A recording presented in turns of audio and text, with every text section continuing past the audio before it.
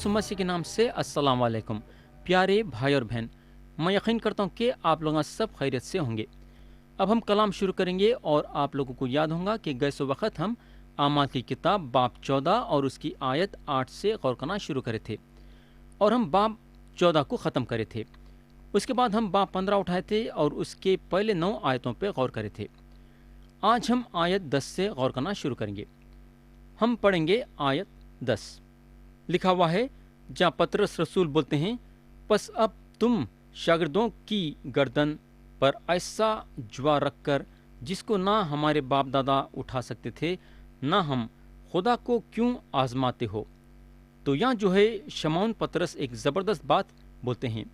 उन्होंने ये बोलते हैं, ना हम लोग ना हमारे बाप दादा मूसा के शरीयत को रख सके। मेरे भाई, मैं ये बात कई मर्तबा बोल चुका हूँ और मैं कई मर्तबा बोलते जाऊंगा कि खुदा किसी को भी शरीयत रखने के ज़रिए से नजात नहीं दिया। और क्यों खुदा शरीयत रखने के ज़रिए से नजात नहीं दिया? इसकी वजह यह है कि कोई भी शरीयत के बातों पे अमल करने के ज़रिए से नजात नहीं पा सकता।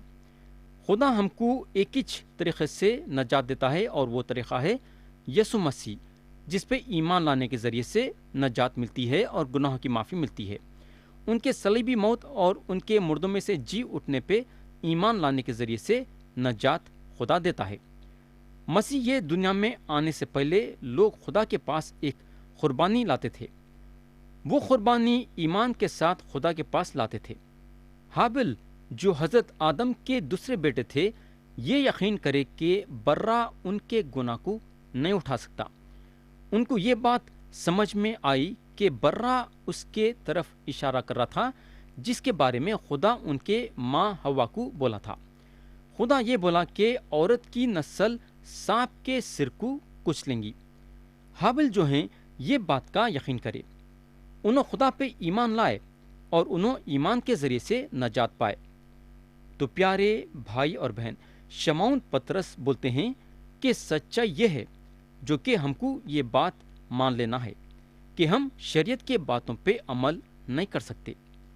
मेरे भाई और बहन, काश कि मैं आपके सामने खड़े रह के ये बोल सकता था कि आप क्यों नहीं ये बात को मान लेते कि आप एक बहुत बड़े गुनहगार हैं। मेरी ख्वाहिश ये है कि मैं आप लोगों के सामने खड़े होना और ये बात को बोलना कि आप लोग जो हैं बहुत बड़े गुनहगार हैं। आप क्यों नहीं ये बात को मान लेते कि आप खुदा को अपने चाल चलनों के ज़रिए से खुश नहीं कर सकते। आप क्यों नहीं खुदा के पास एक गुनहगार की हैसियत से आते हैं और क्यों नहीं आप यीशु मसीह को एक खुदा और मुंजी की हैसियत से कबूल करते हैं। तो मेरे भाई, ये बहुत ज़रूरी है कि हम अपने आप को खुदा के आगे एक बहुत बड़ा गुनहगार मानना चाहिए। तब जो है खुदा हमारी ज़िंदगी में काम करता है। अगर हम अपने आप को राजबाज समझते हैं, अगर हम समझते हैं कि हम शरीयत के ज़रिए से जो है नजात पाएंगे, ये सारे बातें नहीं होने के हैं, क्योंकि खुदा ये एक ही रास्ता निकाला जिसके ज़रिए से हमको गुनाहों की माफ़ी और हमेशा की ज़िंदगी है। तो याद रखो कि अगर आप अपने गुनाहों की माफ़ी चाहते हैं तो आपको यीशु मसीह पे ईमान लाना पड़ेगा, और जब भी आपको नजात है और आपको रूहानी ज़िंदगी है। तो मेरे भाई और बहन, अगर आप यीशु मसीह के पास एक गुनहगार की हैसियत से आएंगे, ये इरादे के साथ कि आप उनको अपना खुदा और मुंजी मानेंगे, तो मैं आपको ये यकीन दिलाना चाहता हूँ कि उन्होंने आपको जो है अपने दिल से कबूल करेंगे। उन्होंने यूहन्ना की इंजिल बाब 6 में बोलते हैं, जो कोई मेरे पास आएगा उसे मैं हरगिज़ ना निकालूंगा। और एक बार सुनिए, जो कोई मेरे पास आएगा उसे मैं हरगिज़ ना निकालूंगा। प्यारे भाई और बहन, मैं आपको ये बताना चाहूँगा कि मैं भी मसीह के पास इस तरीके से आया हूँ। मैं जिससे भी मुलाकात करता हूँ जो नजात पाए हैं, वो इस तरीके से मसीह के पास आए हैं। शौल जो तरसिस के थे, उन्होंने भी इस तरीके से मसीह के पास आए। खोजा भी जिसको फिलिप्पुस मसीह के बारे में बताए और नजात पाया, उन्हें भी इस तरीके से मसीह के पास आया। बोलने का मतलब यह है कि जितने भी लोग नजात पाए हैं, उन लोग सब मसीह के पास एक गुनहगार की हैसियत से आए हैं। तो याद रखो कि आपको जो है एक गुनहगार की हैसियत से मसीह के पास आना है। आयत 11 में पतरस बोलते हैं, हालांकि हमको यकीन है कि जिस तरह وہ خداون یسوع کے فضل ہی سے نجات پائیں گے، اسی طرح ہم بھی پائیں گے۔ تو یہاں اگر ہم دیکھیں گے تو شمعون پترس بات کو اچھی طریقے سے رکھتے ہیں۔ یہودیان جو ہے اسی طریقے سے نجات پانا ہے جیسا غیر قوم کے لوگ نجات پائے۔ میرے بھائی، میں یہ بات سے پکا ہوں کہ اس وقت جب انہوں نجات میں بات کر رہے ہیں، اس وقت بھی انہوں سور کا گوشت نہیں کھاتے تھے ہوں گے، مگر ان کا بولنے کا مطلب یہ ہے کہ کیونکہ انہوں سور کا گوشت نہیں کھاتے ہیں اس لیے نجات پائے ہیں۔ انہوں بتانا چاہ رہے ہیں کہ سور کے گوشت کو کھائے یا نہ کھائے، یہ بات نجات پہ کوئی تعلق نہیں ہے۔ نجات سے جو بات تعلق رکھتی ہے وہ ہے ایمان، یعنی کہ یسوع مسیح پہ ایمان لانے کے ذریعے سے آدمی نجات پاتا ہے اور کھانے پینے کے باتوں سے نہیں۔ آیت 12 میں لکھا ہوا ہے، پھر ساری جماعت چپ رہی اور پولس اور برنابا کا بیان سننے لگی کہ خدا نے ان کی معرفت غیر قوموں میں کیسے کیسے نشان اور عجیب کام ظاہر کیے۔ تو پیارے بھائی اور بہن، شمعون جو ہیں نجات کے سامنے زبردست بات رکھے، اور اس کے بعد پولس اور برنابا اپنا منہ کھولے کہ خدا ان کے ذریعے سے غیر قوموں میں کتنے بڑے بڑے کام کرا اور نشان بتایا۔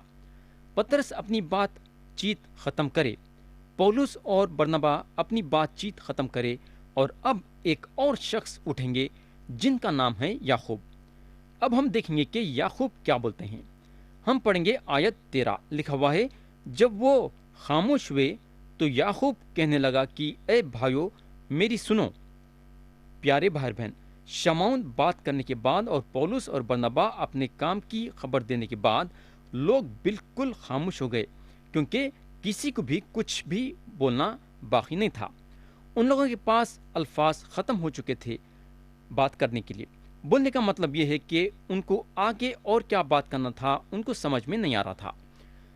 تو جب یعقوب اس دن لوگوں سے بات کرتے ہیں تو ان لوگوں کو بولتے ہیں، اے بھائیو میری سنو۔ ان کا بولنے کا مطلب یہ ہے کہ واقعی میں دل لگا کے سنو۔ انہوں جو بولنے جائیں گے وہ ایک خاص بات ہے۔ تو یعقوب کا بولنے کا مطلب یہ ہے کہ آپ اور میں بھی ان کی سننا ہے۔ میرے بھائی، ہم کو بھی خدا کے کلام کو سننے کے لیے زیادہ وقت دینا ہے، باتیں کم اور سننا زیادہ۔ تو اب ہم دیکھیں گے کہ انہوں کیا بولتے ہیں۔ ہم پڑھیں گے آیت 14، جہاں یعقوب بولتے ہیں، شمعون نے بیان کیا ہے کہ خدا نے پہل غیر قوموں پر کسی طرح توجہ کی تاکہ ان میں سے اپنے نام کی ایک امت بنا لے۔ تو یعقوب جو ہیں پترس کے باتوں سے سہمت ہیں۔ ان لوگوں کا بولنے کا مطلب یہ ہے کہ خدا اب غیر قوموں کے درمیان کام کر رہا ہے تاکہ اپنے لیے لوگ چنے، اپنا نام غیر قوموں کے لوگوں کے دل میں ڈالے۔ اگر ہم مکشفہ کی کتاب میں دیکھیں گے تو مکشفہ کی کتاب ہم کو یہ بتاتی ہے کہ خدا کے تخت کے سامنے جو لوگ کھڑے ہوں گے وہ الگ الگ قوموں کے رہیں گے، الگ الگ زبانوں کے رہیں گے، الگ الگ قبیلوں کے رہیں گے۔ میرے بھائی، خدا کا کلام دنیا کے کونے کونے میں پہنچنا ہے۔ خدا کے کلام کو سنانے کے لیے لوگ روکیں گے۔ لوگ مسیح پہ ایمان لانے کے بعد بھی کئی لوگ مسیح کو چھوڑ دیں گے، یعنی کہ ایسے سب حالات پیدا ہوں گے، مگر ان حالاتوں کے بیچ میں خدا کا کلام دنیا کے کونے کونے میں پہنچنا ہے۔ کئی کو بولے تو خدا ہر قسم کے لوگوں کو اپنے نام کے لیے بلا رہا ہے۔ میرے دوست، آج اگر ہم دیکھیں گے تو خدا کا کلام دنیا کے کونے کونوں میں پہنچا جا رہا ہے۔ الگ الگ زبانوں کے لوگاں، الگ الگ خیموں کے لوگاں، الگ الگ قبیلے کے لوگاں خدا کے کلام کو سن رہے ہیں۔ آج آپ گھر بیٹھے خدا کے کلام سن رہے ہیں۔ آج کئی اپاہج لوگاں ہیں جو چل پھر نہیں سکتے، کلیسیا میں جمع نہیں ہو سکتے، ایسے لوگ گھر بیٹھے خدا کا کلام سن رہے ہیں۔ کئی بیماراں، کئی اندھے، کئی مجبور لوگ جو اپنے گھر کے باہر نہیں نکل سکتے، ایسے لوگ گھر بیٹھے خدا کا کلام سن رہے ہیں۔ کتنی اچھی بات ہے۔ میں خدا کی شکر گزاری یہ بات سے کرنا چاہوں گا کہ خدا میرے کو ایک موقع دیا ہے اس کے کلام سے آپ کے پاس تک پہنچانے کے لیے۔ حالانکہ میں آپ کو نہیں دیکھ سکتا یا آپ میرے کو نہیں دیکھ سکتے، مگر خدا ایسا انتظام کرا ہے، بیٹھے بیٹھے جو ہے کلام کو سن رہے ہیں۔ بولنے کا مطلب یہ ہے کہ خدا بہت ہی آسانی کے ساتھ آپ کے پاس اس کے کلام کو پہنچا رہا ہے۔ آیت 15 اور 16 میں لکھا ہوا ہے، اور نبیوں کی باتیں بھی اس کے مطابق ہیں، چنانچہ لکھا ہے کہ ان باتوں کے بعد میں پھر آ کر داؤد کے گرے ہوئے خیمے کو اٹھاؤں گا اور اس کے پھٹے ٹوٹے کی مرمت کر کے اسے کھڑا کروں گا۔ پیارے بھائی بہن، کیا آپ سمجھتے ہیں کہ یہ نیا زمانہ پرانا عہد نامہ کے تعلیم کے بالکل خلاف تعلیم دے رہا ہے؟ میرے دوست، بالکل نہیں۔ نبیوں کا کلام اس سے سہمت ہے۔ اب یعقوب اپنے بات چیت میں ایک نبی کو اٹھاتے ہیں، انہوں بولتے ہیں ان باتوں کے بعد۔ اب سوال یہ پیدا ہوتا ہے کہ اس کا کیا مطلب ہے؟ ان باتوں کے بعد یعنی خدا اپنے نام کے لیے لوگوں کو بلانے کے بعد۔ خدا جو ہے آج اپنے نام کے لیے ایک ایک کو چن رہا ہے، اور جس کو خدا چن رہا ہے ان کو کلیسیا کا ایک حصہ بنا رہا ہے۔ وہ دن آئیں گے جہاں خدا اپنی کلیسیا کو دنیا سے الگ کر دیں گا، اور یہ بات کو انگریزی لفظ میں ریپچر بولتے ہیں۔ اگلا قدم خدا کا یہ رہے گا۔ اب ہم پھر سے آیت 16 پڑھیں گے۔ ان باتوں کے بعد میں پھر آ کر داؤد کے گرے ہوئے خیمے کو اٹھاؤں گا اور اس کے پھٹے ٹوٹے کی مرمت کر کے اسے کھڑا کروں گا۔ تو یہ شک کی بات نہیں ہے کہ داؤد کا خیمہ گر چکا ہے۔ داؤد کے نسل سے کوئی نہیں تھا جو یہ خیمے کو کھڑا کر سکتا تھا، بلکہ صرف ایک ہی شخص یہ خیمے کو کھڑا کرنے کا دعویٰ رکھتا ہے، اور وہ شخص خدا کے دہنی ہاتھ کی طرف بیٹھا ہے۔ خدا پھر سے یہ خیمہ کھڑا کرے گا۔ خدا جو ہے پھر سے مسیح کو یہ دنیا میں بھیجے گا۔ خدا اپنے بیٹے سے بولتا ہے، لیکن اس نے فرشتوں میں سے کسی کے بارے میں کب کہا کہ تو میری دہنی طرف بیٹھ جب تک میں تیرے دشمنوں کو تیرے پاؤں تلے کی چوکی نہ کر دوں؟ تو پیارے بھائی اور بہن، خدا جو ہے مسیح کے سارے دشمنوں کو ان کے پاؤں تلے لانے کی تیاری کر رہا ہے۔ ایک دن سارے بغاوت یعنی جو بغاوت کرتے ہیں وہ سارے کے سارے ختم ہو جائیں گے، ساری نافرمانی ختم ہو جائیں گی۔ میرے بھائی، خدا جو ہے مسیح کو جب تک کہ دوبارہ یہ زمین پہ نہیں بھیجا دیتا، خدا کی روح یہ بولتی ہے، بیٹے کو چومو، ایسا نہ ہو کہ وہ قہر میں آئے اور تم راستے میں ہلاک ہو جاؤ، کیونکہ اس کا غضب جلد بھڑکنے کو ہے۔ مبارک ہیں وہ سب جن کا توکل اس پر ہے۔ تو خدا کا جو ارادہ ہے اس کا نقشہ خدا ڈال دیا ہے۔ اب خدا یہ دنیا میں سے اپنے لیے لوگ چن رہا ہے۔ خدا کا دنیا کے ساتھ جو دوسرا قدم رہے گا وہ داؤد کے خیمے کو کھڑا کرنے کے لیے رہے گا، یعنی کہ اسرائیلیوں کے لیے پھر سے داؤد کی بادشاہت قائم ہوں گی۔ آیت 17 میں یعقوب بولتے ہیں، تاکہ باقی آدمی یعنی سب قومیں جو میرے نام کی کہلاتی ہیں خداوند کو تلاش کریں۔ تو آج خدا غیر قوموں کے لوگوں کو اپنے لیے چن رہا ہے، اور وہ دنوں میں کئی لوگ رہیں گے جو یسوع مسیح پہ ایمان لانے کے ذریعے سے خدا کے طرف پلٹیں گے، اور یہ اس وقت ہوگا جب کلیسیا یہ دنیا میں سے اٹھائی جائیں گی۔ یہ لوگ رہیں گے جو خدا کے بادشاہت میں داخل ہوں گے۔ آیت 18 میں لکھا ہوا ہے، جہاں یعقوب بولتے ہیں، یہ وہی خداوند فرماتا ہے جو دنیا کو شروع سے ان باتوں کی خبر دیتا آیا ہے۔ تو یہاں حضرت یعقوب اپنی بات ختم کرنے پہ ہیں۔ انہوں یہ ضرور سمجھتے ہیں کہ خدا کا ایک ارادہ ہے اور وہ ارادہ انہیں پورا کریں گا۔ اور جب یعقوب اپنا فیصلہ رکھتے ہیں، اور یہ فیصلہ ایک اچھا فیصلہ تھا۔ آیت 19 اور 20 میں لکھا ہوا ہے، پس میرا فیصلہ یہ ہے کہ جو غیر قوموں میں سے خدا کی طرف رجوع ہوتے ہیں، ہم ان کو تکلیف نہ دیں، مگر ان کو لکھ بھیجیں کہ بتوں کی مکروہات اور حرام کاری اور گلا گھونٹے ہوئے جانوروں اور لہو سے پرہیز کریں۔ تو فیصلہ یہ ہوا کہ غیر قوموں میں سے جو لوگ یسوع مسیح پہ ایمان لائے ہیں ان کا موسیٰ کی شریعت کے نیچے ڈالنا اچھی بات نہیں ہے، یعنی کہ ان کو موسیٰ کے شریعت کے نیچے رکھنا اچھی بات نہیں ہے، لیکن یہ لوگ غیر قوموں کے لوگوں کے سامنے چند باتیں رکھے جو کہ یہ باتوں کو غیر قوموں والے عمل کرنا ضروری تھا۔ یہ لوگوں کو 4 باتوں سے دور ہونا تھا۔ پہلی بات ہے بتوں کی مکروہات سے دور ہونا، دوسری بات ہے हरामकारी से दूर होना। तीसरी बात है गला घोटे हुए जानवर से दूर रहना। और चौथी और आखिरी बात है लहू से परहेज करना। अब हम आयत 21 पढ़ेंगे। लिखा हुआ है, क्योंकि खादिम जमाने से हर शहर में मूसा की तौरात की मनादी करने वाले होते चले आए हैं और वो हर सबत को इबादत खानों में सुनाई जाती है। प्यारे भाई बहन, मैं जहाँ तक समझता हूँ कि अगर हम वो सारे बातों को जो याकूब बोले याद कर लिए तो अच्छा रहेगा। तो कलीसिया को जो है खुदा के ये इरादे में बिठाते हैं। आज खुदा जो है अपने नाम से बुलाए जाने के लिए गैर कौमों को चुन रहा है और उसके बाद जो नबियाँ बोले थे वो खुदा पूरा करेगा। तो अब हम पहली बात देखेंगे। आयत 16 के पहले 4 लफ्ज ये बोलते हैं, इन बातों के बाद, यानी कि इसका मतलब है कलीसिया ये दुनिया में से उठाए जाने के बाद। आगे लिखा हुआ है, मैं फिर आकर, इसका मतलब है मसीह ये दुनिया में फिर से आने वाले हैं। ये होगा। अब हम दूसरे बात पे जाएंगे। आयत 16 में लिखा हुआ है, दानियल के गिरे हुए खैमे को उठाऊंगा। तीसरी बात है, जब यीशु मसीह आएंगे तो बाकी के लोग मसीह की तलाश करेंगे। चौथी बात है, फिर सारे गैर कौमे वाले जो ईमान लाए हैं बादशाही में रहेंगे, यानी कि इन बातों के बाद।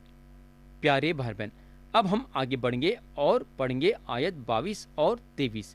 लिखा हुआ है, इस पर रसूलों और बुजुर्गों ने सारी कलीसिया समेत मुनासिब जाना कि अपने में से चंद शख्स चुनकर पौलुस और बरनबा के साथ अंतकिया को भेजें, यानी यहूदा को जो बरसबा कहलाता है, और सिलास को।